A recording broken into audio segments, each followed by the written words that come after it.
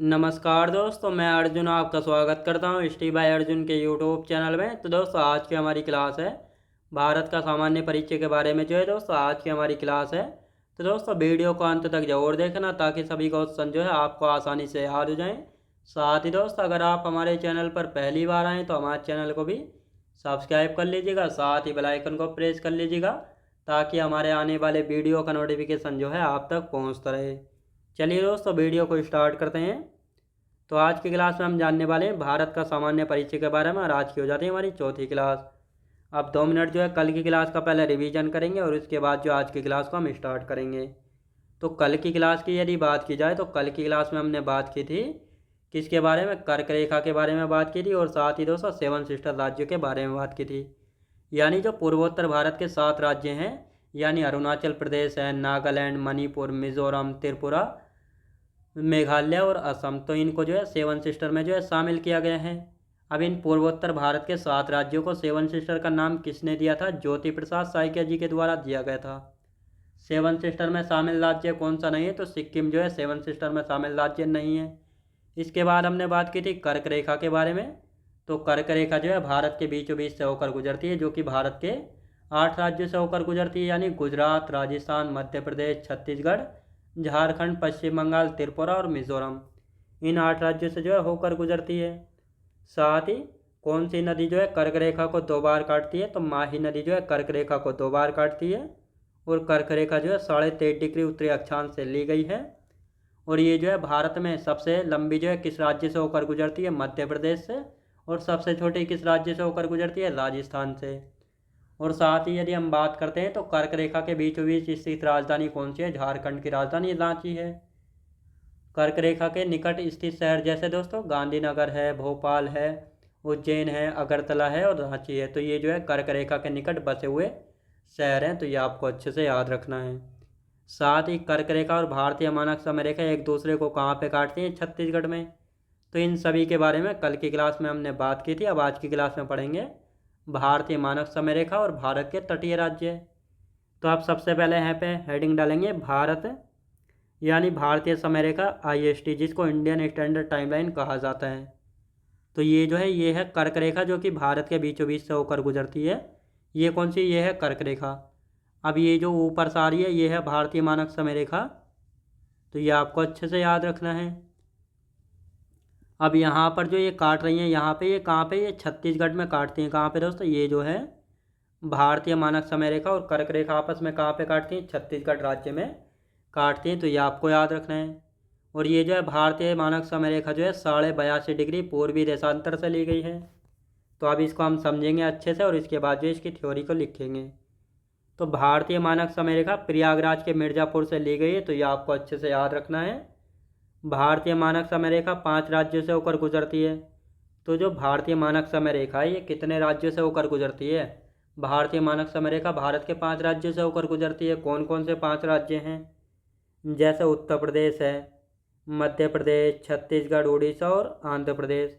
यानी ये हो गया दोस्तों यूपी है, ये हो गया MP, ये हो गया छत्तीसगढ़, ये हो गया उड़ीसा, ये हो गया उड़ीसा, और ये हो गया AP यानी आंध्र प्रदेश। तो कुल मिलाकर जो है आंध्र प्रदेश यानी 5 राज्य से होकर गुजरती है भारतीय मानक समय रेखा। तो ये आपको समझ आया होगा कितने राज्य से? 5 राज्य से होकर जो है गुजरती है। अब यहाँ पे हम बात करते हैं भारतीय मानक समय रेखा जो है 82.5 डिग्री पूर्वी देशांतर से ली गई है। भारतीय मानक समय रेखा ग्रीनविच माध्य से 5 घंटा 30 मिनट आगे है। मतलब जो ग्रीनविच माध्य है ये जो है ग्रीनविच माध्य लंदन के दक्षिण पूर्व में स्थित एक क्षेत्र पड़ता है। जब ग्रीनविच में जो है दोपहर के 12 बजेंगे तो उस समय जो है भारत में शाम के 7:30 बजेंगे, क्योंकि भारत का समय जो है ग्रीनविच माध्य से जो है 5 घंटा 30 मिनट आगे है। तो ये आपको समझ आया होगा।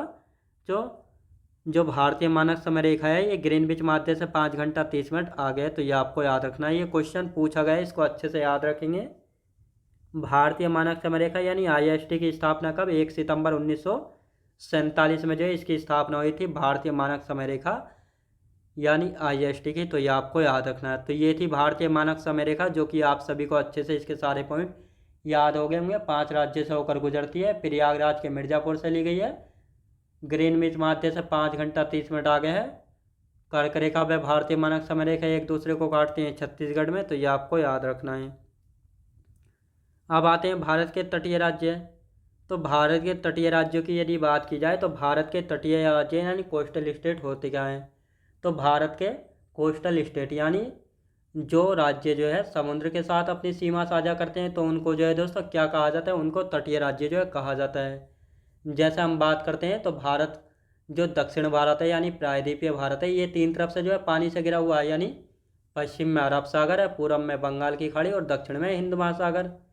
तो भारत के कुछ राज्य ऐसे हैं जो कि अरब सागर के साथ सीमा साझा करते हैं, और कुछ राज्य ऐसे हैं जो कि बंगाल की खाड़ी के साथ सीमा साझा करते हैं।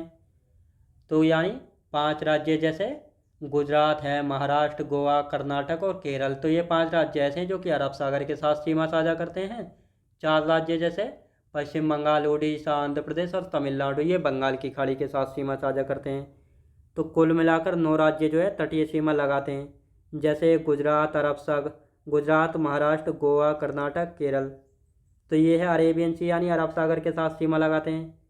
ये बे ऑफ बंगाल है, तो ये बंगाल की खाड़ी के साथ देखो पश्चिम बंगाल, उड़ीसा, आंध्र प्रदेश और तमिलनाडु, तो ये आपको अच्छे से यहाँ पे याद रखना है। यानी तटीय राज्य वह राज्य या क्षेत्र जो जिसकी सीमा समुद्र या महासागर से लगती है उसको तटीय राज्य कहते हैं। तो ये आपको पता लगा होगा भारत के कितने तटीय राज्य हैं। भारत के 9 तटीय राज्य हैं। कौन कौन से? गुजरात, महाराष्ट्र, गोवा, कर्नाटक, केरल, पश्चिम बंगाल, उड़ीसा, आंध्र प्रदेश और तमिलनाडु। तो ये आपको अच्छे से समझ आया होगा। अब यहाँ पे हम बात करते हैं तटीय राज्य, इनको क्रम से लिख लेंगे। गुजरात, महाराष्ट्र, गोवा, कर्नाटक, केरल, तमिलनाडु, आंध्र प्रदेश, उड़ीसा और पश्चिम बंगाल। तो ये आपको अच्छे से यहाँ पे याद रखना है। ये हैं 9 तटीय राज्य जो कि समुद्र के साथ जो अपनी सीमा लगाते हैं। अब दोस्तों यहाँ पे कुछ केंद्र शासित प्रदेश यानी यूनियन टेरिटरी भी हैं जो कि समुद्र के साथ सीमा लगाते हैं। तो तटीय केंद्र शासित प्रदेश कितने हैं? 4 हैं। जैसे अंडमान निकोबार द्वीप समूह हैं, लक्षद्वीप समूह हैं, दमन द्वीप और दादरा नगर हवेली और पुडुचेरी।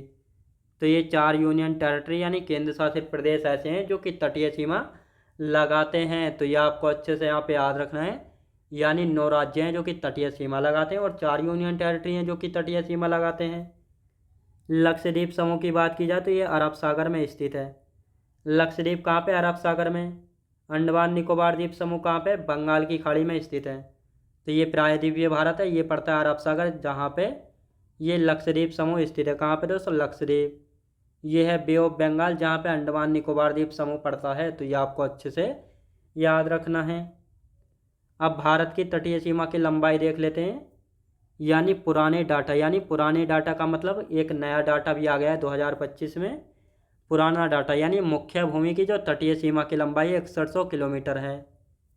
द्वीपों सहित तटीय सीमा की लंबाई 6100 किलोमीटर से बढ़कर कितनी हो गई? 7516.67 किलोमीटर। ये है प्रायद्वीपीय भारत। तो ये जो है दोस्तों, ये है भारत की मुख्य सीमा की तटीय लंबाई, जिसमें जो है द्वीपों को शामिल नहीं किया गया। तो मुख्य भूमि की तटीय सीमा की लंबाई कितनी? 6100 किलोमीटर। जब इनमें लक्षद्वीप समूह और अंडमान निकोबार द्वीप समूह को भी शामिल कर लिया जाता है तो इनकी तटीय सीमा की लंबाई जो है कितनी? 6100 किलोमीटर से बढ़कर जो है 7516.67 किलोमीटर जो है हो जाती है। तो ये आपको अच्छे से यहाँ पे याद रखना है। तो ये थी पुराने डाटा के अनुसार। अब नए डाटा के अनुसार देख लेते हैं नया डाटा। तो नया डाटा क्या कहता है? यानी भारत की तटीय रेखा की जो पुनर्गणना है ये गृह मंत्रालय की रिपोर्ट के अनुसार जो है दोबारा की गई है। अब की बार क्या हुआ है? अब की बार जो है जितने भी डेल्टा, खाड़ी वगैरह हैं इन सभी को जो है जोड़ा गया है। तो इसलिए तटीय सीमा की लंबाई जो है 7516.67 से बढ़कर जो है कितनी हो गई है? तो ये हो गई 7516.67 से बढ़कर 11,098 किलोमीटर। कितनी? 11,098 किलोमीटर। तो भारत की तटीय सीमा की लंबाई जो है 7516.67 से बढ़कर जो है 11,098 किलोमीटर जो हो गई। तो ये आपको अच्छे से यहाँ पे याद रखना है। पिछले 53 वर्षों में भारत की तटरेखा की लंबाई में जो है 47.6% की वृद्धि हुई है। तटीय रेखा में विस्तार यानी कौन कौन से राज्य ऐसे हैं जिनकी सीमा में जो है सबसे ज़्यादा वृद्धि हुई है नए डाटा के अनुसार? तो पश्चिम बंगाल, गुजरात और गोवा। तो ये आपको अच्छे से याद रखना है। कौन सा ऐसा राज्य या यूनियन टेरिटरी है जिसकी सीमा सिकुड़ी है 10.4%? तो ये था पुडुचेरी। याद रखें दोस्तों, क्या था? पुडुचेरी था, जिसकी न्यू डाटा के अनुसार जो है सीमा बढ़ने की बजाय सिकुड़ गई है, यानी श्रंक हो गई है। तो ये आपको याद रखना है।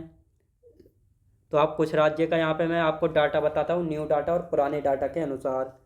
तो पहले जो है गुजरात जो है समुद्र के साथ 1214 किलोमीटर सीमा लगाता था, और अब जो है 2340 किलोमीटर लगाता है। यानी सबसे ज़्यादा जो सीमा लगाता है समुद्र के साथ, ये गुजरात ही जो है लगाता है ओल्ड डाटा के अनुसार। यानी गुजरात जो है पहले स्थान पर था, यानी 1214 किलोमीटर। आंध्र प्रदेश दूसरे पर था, 973 किलोमीटर। तमिलनाडु तीसरे पर था, 906 किलोमीटर। महाराष्ट्र चौथे पर था, कितनी थी? 652 किलोमीटर। कितनी दोस्तों? 652 किलोमीटर। पश्चिम बंगाल ओल्ड डाटा के अनुसार 157 किलोमीटर। गोवा 101 किलोमीटर, और गुजरात थी 1214 किलोमीटर। लेकिन अब न्यू डाटा के अनुसार गुजरात जो है पहले स्थान पर है, 2340 किलोमीटर। तमिलनाडु 1068 किलोमीटर पर आ गया है, और आंध्र प्रदेश तीसरे पर पहुंच गया 1053 किलोमीटर। लेकिन न्यू डाटा के अनुसार जो सबसे ज़्यादा सीमा बढ़ी है पश्चिम बंगाल की, 157 से बढ़कर कितनी? 721 किलोमीटर। गोवा की 101 किलोमीटर से बढ़कर 193। गुजरात की 1214 किलोमीटर से बढ़कर कितनी? 2340 किलोमीटर जो है हो गई है। तो ये आपको अच्छे से याद रखना है। ये कुछ आपका डाटा था, फैक्चुअल डाटा। तो इसको जो है आप अच्छे से एक बार याद रख लेंगे। इनसे जो है क्वेश्चन नहीं पूछा जाता, फिर भी आपकी जानकारी के लिए जो आप इनको याद कर लेंगे।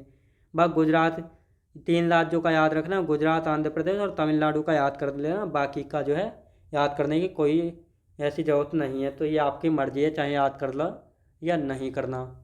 तो आज की जो है हमारी क्लास यहीं तक रहेगी। तो मैं उम्मीद करता हूँ आपको वीडियो क्वालिटी, कंटेंट वगैरह सभी कुछ आपको पसंद आया होगा। पसंद आया तो लाइक शेयर और सब्सक्राइब करना बिल्कुल भी ना भूलें। साथ ही दोस्त, अगर आप हमारे चैनल पर पहली बार आएँ तो हमारे चैनल को भी सब्सक्राइब कर लीजिएगा, साथ ही बेल आइकन को प्रेस कर लीजिएगा, ताकि हमारे आने वाले वीडियो का नोटिफिकेशन आप तक पहुँचता रहे।